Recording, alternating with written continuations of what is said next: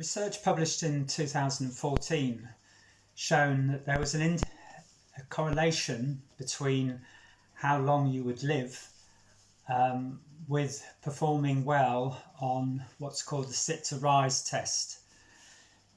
Now, this research was carried out on 2,000 people or more, and the people were aged between 50 and 80, and the test has also been reproduced on other occasions.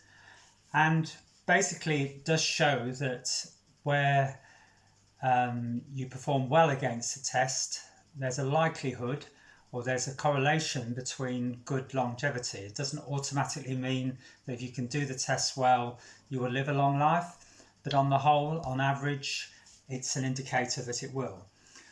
What does a test involve? Well, simply it is from a sitting point on the floor, being able to stand up using the least amount of support. So for instance, with your arms or your knees, and to be able to stand up straight and then to be able to sit down again. So the scoring system works that for every knee or hand position that you require to do that exercise, you take off a point basically. So it's a maximum of 10 points if you can stand up and sit down without using those as support. So what does this research show? Well, it shows a number of things which make a lot of sense. First is that if you're strong, and in this case it's particularly around leg strength, then that will be a good indicator of leading a good, healthy and long life. The other two things are about coordination and balance, because you need those to be able to stand up without using support, and also flexibility. So actually these are quite a few elements of what we ought to be trying to preserve as we grow older. I think the other thing though, which I think is really significant, is that this is about getting up and down from the floor, and why this is really important to try and maintain as we grow older.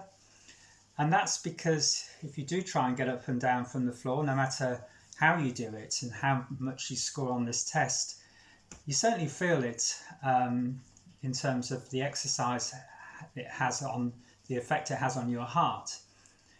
And I believe really strongly that actually we should learn to love the floor a lot more, and to maintain a healthy life as we grow older, ensure that we are doing exercises on the floor and just routinely getting up and down.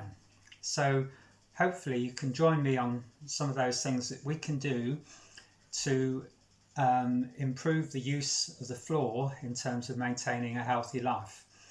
The other thing, most important probably, which could save a life, is that we all fall sometimes, and actually being able to get off from the floor can be a lifesaver if you've fallen. So we're going to have some other videos to show you how you can make the most benefit of the floor and help to improve your health and fitness overall.